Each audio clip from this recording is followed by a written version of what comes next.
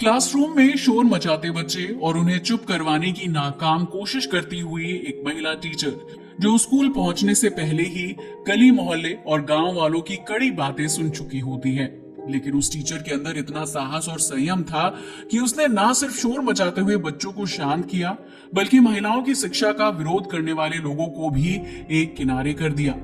हम बात कर रहे हैं भारत की पहली महिला टीचर सावित्री बाई फूले की, जिन्होंने अगर घर से बाहर कदम ना रखा होता तो आज स्कूल में महिला टीचर और गर्ल स्टूडेंट दिखाई नहीं देती। आपने रानी लक्ष्मीबाई और रानी पद्मावती समेत कई वीरांगनाओं की कहानी सुनी होगी, जिनका जीवन हमेशा से कई लड़कियों के लिए मार्गदर्शक रहा है। लेकिन रानियों से विपरीत एक सामान्य घर में जन्म लेने वाली सावित्री बाई फूले ने लड़कियों की शिक्षा और टीचिंग के क्षेत्र में उनके करियर को बढ़ावा देने में अहम योगदान निभाया है, जिसके लिए उन्होंने समाज की कड़वी बातें भी सुनी थी। सावित्री बाई फूले का जन्म 3 जनवरी 1831 को महाराष्ट्र के सतारा जिले में छोटे से गांव नायगांव में हुआ था।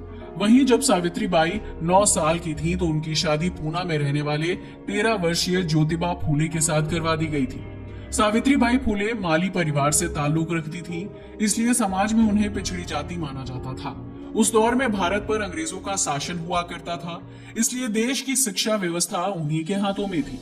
भारत में मौजूद मिशनरी स्कूलों में अंग्रेज अधिकारियों के बच्चे पढ़ते थे, जबकि भारतीयों को उन स्कूलों में दाखिला लेने या फिर पढ़ाई करने की इजाजत नहीं थी। वहीं स्कूलों के बाहर पंडित या ब्राह्मण वर्ग के लोगों को ही शिक्षा का अधिकार होता था, इसलिए उस दौर में हर किसी का शिक्षित हो पाना बहुत ही मुश्किल होता था। सावित्री बाई के पति ज्योतिबा फूले शिक्षित व्यक्ति थे, जो हिंदी ग्रंथों का अध्ययन किया करते थे। उन्हीं ग्रंथों को पढ़ने के बाद ही ज्योतिबा फूले को पता चला कि समाज में जाति धर्म सिर्फ बाहरी चीजें हैं, जबकि असल में सभी इंसान एक समान हैं और सभी को समान अधिकार भी मिलने चाहिए। लेकिन ये बात अनपढ़ समाज को आसानी से समझाई नहीं जा सकती थी, इसलिए ज्योतिबा फूले ने पहले अपनी पत्नी सावित्री बाई को ग्रंथों का ज्ञान देने का फैसला किया। ज्योतिबा फूले रोजाना चोरी छिपे सावित्री बाई फूले को पढ़ाया करते थे, लेकिन ये बात जल्दी ज्योतिबा फूले के घर वालों को पता चल गई और उन्होंने सावित्री बाई को पढ़ाई बंद करने की धमकी दी। लेकिन सावित्री बाई और ज्योतिबा फूले इस नई मुहिम को रोकना नहीं चाहते थे, इसलिए उन्होंने घर छोड़ दिया और अपने एक दोस्त के घर रहने लगे। इसी दौरान सावित्री बाई फूले ने एक मिशनरी स्कूल में एडमिशन लिया, जबकि उनके पति ज्योतिबा फूले खेतों में काम करते थे। उस दौर में लड़कियों का स्कूल जाना या फिर शिक्षित होना शर्म की बात मानी जाती थी, इसलिए सावित्री बाई फूले को अक्सर लोगों की नाराजगी का सामना करना पड़ता था और इस चीज के लिए लोग ज्योतिबा फूले को भी दोष देते थे। लेकिन पति पत्नी की ये जोड़ी किसी की बातों में आने वाली नहीं थी, बल्कि उन्होंने एक साथ मिलकर समाज को नया सवेरा दिखाने का फैसला कर लिया था। सावित्री बाई फूले को एहसास हुआ कि पढ़ाई ने उनके जीवन को नई दिशा दिखाई है, लिहाजा वो समाज की दूसरी लड़कियों को भी शिक्षित करना चाहती थी। इसके बाद सावित्री बाई फूले ने अपनी सहेली के साथ मिलकर टीचर की ट्रेनिंग ली और देश की पहली महिला शिक्षिका के रूप में पहचान बनाई, जिसके बाद उन्होंने साल 1849 में अपने पति ज्योतिबा फूले और बहन सगुणा बाई क्षीरसागर के साथ मिलकर पूना में एक छोटा सा स्कूल शुरू किया था। शुरुआत में स्कूल में छात्राओं को लाने में काफी परेशानी होती थी, लेकिन फिर धीरे धीरे स्कूल में 9 लड़कियां पढ़ने के लिए आने लगी और फिर कुछ समय बाद उनकी संख्या 25 तक पहुंच गई थी। वो सभी लड़कियां समाज के निम्न वर्ग से ताल्लुक रखती थीं, जिन्हें शिक्षा से दूर रखा जाता था और उनकी कम उम्र में ही शादी करवा दी जाती थी।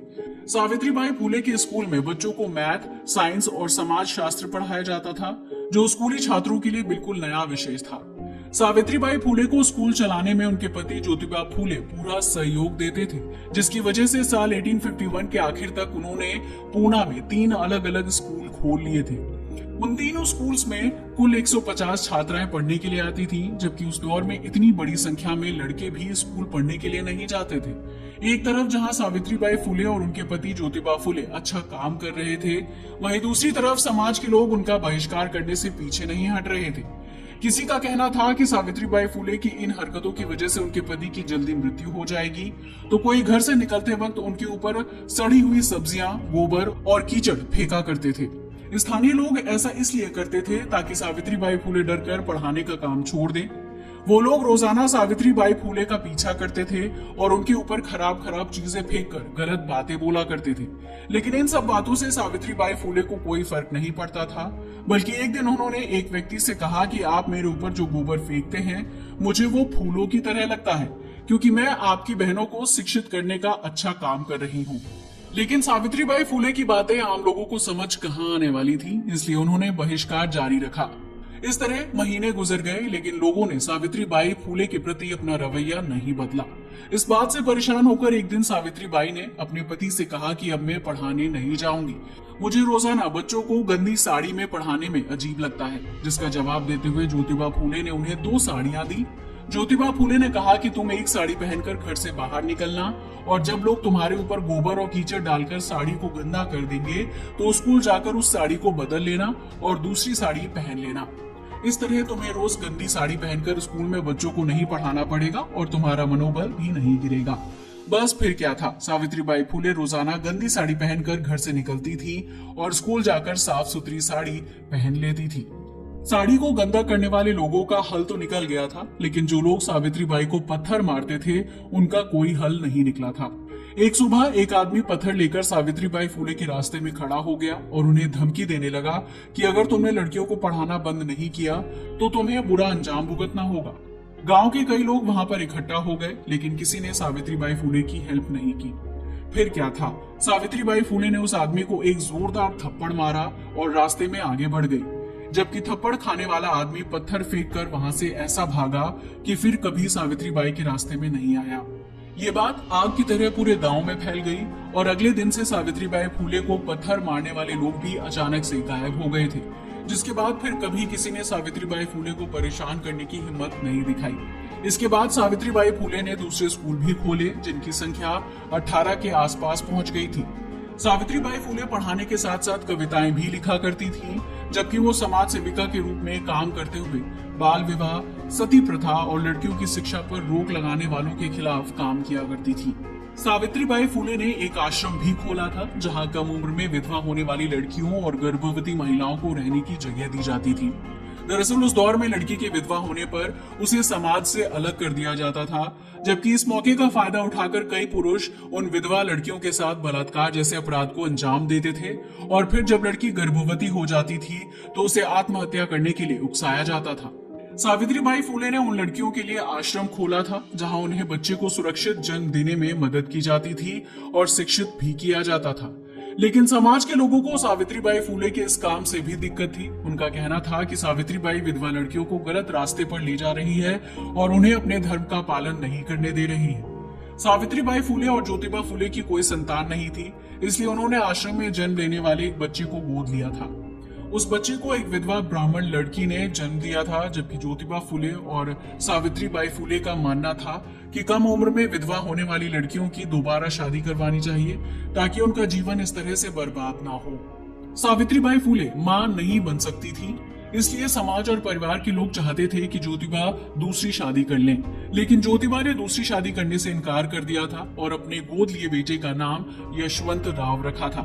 जबकि कई लोगों का कहना था कि सावित्री बाई फूले के पापों की वजह से वो मां नहीं बन सकती हैं।